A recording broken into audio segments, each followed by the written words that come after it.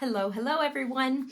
From my own experience starting at Amazing Talker and also from trying to help other people through the application process, I've realized that a lot of people feel a little overwhelmed and confused when getting started on the platform, and it can be hard to know what to focus on to have a really strong start. And on this platform, if you don't have a strong start, then chances for success drop considerably. So it is super important to start out on the right foot. Today's video is not going to give you everything that you need for getting started. There will be videos to follow up, but it is to break down the things that you should be keeping in mind as you're filling out your application, as you are starting off in your first couple of weeks. That's really important once you are on the platform, once you've been accepted. So if you're ready, let's do this.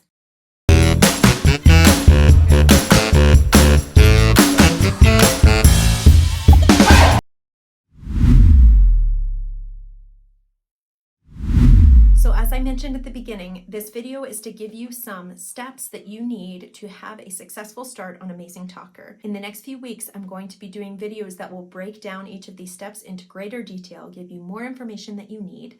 But the goal of this video is to help you to know what you need to prioritize right from the beginning and why it's so important, because this is going to help you to take the steps that you need to have the strongest start. Too many of us, from no fault of our own, walk into this process pretty blindly, and every little mistake that we make can contribute to a less than successful start. So I would recommend that you get out a pen and paper or take notes on your phone. I'm a little old school sometimes, and take some notes, not only of what I'm telling you, but also of any questions that come to mind. And feel free to write those questions that you have in the comments below, and you can also reach out to me through email. And a note to follow that, if you find this video helpful today, I would love it if you would like the video, comment below, let me know where you are in the process, and subscribe to me so that you can receive future videos for more tips for successful teaching on Amazing Talker or even in your independent teaching. Okay, now let's jump into the steps that I mentioned. First of all, it is absolutely important that you have a shining profile. Now, when I talk about your profile, I'm referring to a few parts. That would be your profile picture, your intro video, and your teacher wall. And I guess you could also add to that your title or description next to your teacher name. And what do I mean by a shining profile? I mean, you want it to really reflect who you are as a teacher, who you're hoping to draw in as far as your students go, what you have to offer your students. You want this to be very appealing.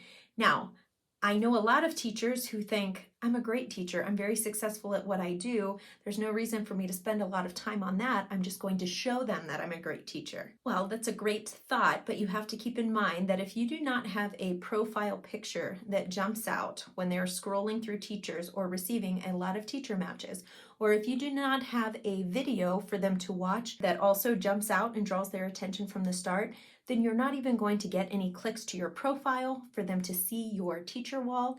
If they get to your teacher wall and that's not appealing to them, then they're not likely to book a trial with you, and you're not going to have a chance to show them what you have to offer. So basically, if you believe in who you are as a teacher, then you should give yourself the best chance to show that off, and make sure that you put priority on, first of all, your photo, your intro video, and then your teacher wall, so that you can bring in the right students and that you have successful trials, that you bring in regular students, that you're moving in the right direction. It's really, really important. Next, a lot of us have come from platforms where we were provided the curriculum. Now you have to think about what it is that you have to offer your students, what your strengths are, what your weaknesses are. You have to have a plan for approach. First of all, you need to make sure you know who your target students are, whether that's a specific age range or a specific focus in language learning. If you know this, that's going to help you as you're making your video, as you are putting information on your teacher wall.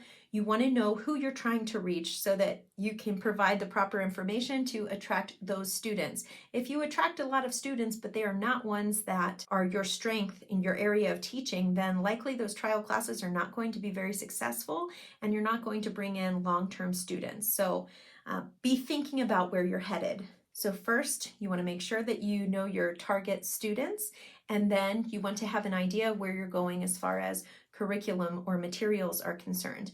Now, this can change over time. You don't have to know exactly how this is going to go. You're going to find things that work better, things that work not so well as you go, but you just have to know where you're going to start. So know your target students, have a plan for curriculum or materials, and then you need to recheck to make sure that your profile, your video reflects these, again, so that you are attracting the right students, people who are going to be pleased with your class, that you are going to be a good match for them, that it's going to be enjoyable for you to teach them. Basically, you just want to make sure you're attracting students that are going to want to stay. Step 3, you need to have a plan for how your schedule is going to be, your teaching schedule. Now, when opening up your schedule, it's really important that you start by thinking what you're truly capable of. You don't want to overcommit and have this big, wide open schedule with scattered students and you just feeling burnout and like you can't schedule things throughout your day. I actually think that one of the most important considerations is seeing if you are able to open up the peak times China Standard Time, because that is going to give you the best chance for success for bringing in students. You really want to focus on those hours. If you open up too many hours, students are going to see a lot of empty slots on your schedule, and it may just look less appealing. So it can be a little bit of debatable advice, but I recommend that you focus more on the peak hours. And then later, if you decide that you want to open more hours and that is beneficial, you can do that. But the peak hours, if you can make those work, I really stress that importance. At least during the school year, I'm finding a lot of success with my current teaching schedule, which is 4 a.m. to 8 a.m. my time. That is 6 p.m. to 10 p.m. China Standard Time. So most of these students are from Taiwan, Hong Kong, China. So I am 14 hours behind them. So you need to look at your own time zone and check to see if you can make your schedule be open for those peak hours. And then you want to open your schedule as soon as possible. Once you've passed your demo and you have done the little training tasks and you're able to receive matches, you need to open your schedule and try to get started as soon as possible, if possible. And I say that because new teachers are prioritized for the AI matches. And if you don't have success within those first couple of weeks, those matches die off and sometimes they just completely stop if you're not having success in bringing in students. So open up your schedule as soon as you can. So speaking of those AI matches, the next step is being ready to jump on those AI matches like your life depended on it in the first couple of weeks. Now, again, this is just for getting started. Later on, you will not depend on those matches so much, or there will be less time-sensitive matches that come through. I can explain it more later. But here in the beginning, that is your only chance for getting new students, and it is really important that you jump on it. So keep your phone on you, the notifications turned on, so that the second you hear that notification come in, you can click on it, send the message as soon as possible, because only the messages of the first few teachers who respond are going to go through successfully. Then it cuts off the responses so that it's not overwhelming to the students. So it can be very difficult to beat others. Do not go in through your email notification, because that's going to have an extra step in getting to the point where you can respond to the student, and you will usually not make it there in time. So enter through the app, notification, send the message right away. Even go onto the website and make sure you have your template message ready. You want it to be a very simple message that is easy for them to read and respond to. So ask a very simple question that encourages a response, but does not require them to think a lot or say a lot, because sometimes the student or the parents do not know a lot of English themselves. Something else to consider if you are really wanting to have a strong start, depending on your time zone, you may even want to leave notifications on at night. Now, I understand that's completely draining and it affects sleep, and it might not be something that you want to do, but it's something to keep in mind. If you're wanting to receive more matches overall, you should keep your laptop signed into Amazing Talker turned on and open whenever you're able to receive the matches, because you're more likely to get matches when you are online, when the system sees that you're online. Another thing that can help to get more matches is to have instant booking turned on. But if you do that, it's really important that you're not missing those matches, because instant booking means that they can book within 24 hours. And it also requires a quicker response from you to confirm the class and be ready to go. So you would have to feel confident that you're ready for your trial classes and that you are going to be able to respond to those notifications when someone requests a class within the next 24 hours. So I'll just remind you again, it is not always going to be this bad. You're not always going to have to be tied, ball and chain to your phone to receive those notifications. But in the beginning, even if it's intimidating, I really encourage you to just give it all you've got, even if it stretches you a bit, just in those first couple of weeks, because you're taking advantage of that start as a new teacher. And then the last step that I want to focus on is having really good trial classes prepared. Now, there are a few elements, I think, to a successful trial class. First, a good trial class is going to help you connect with your students. You want these students who are only with you for 25 minutes to leave your class feeling like they want to come back, to feel like they made a good connection with you.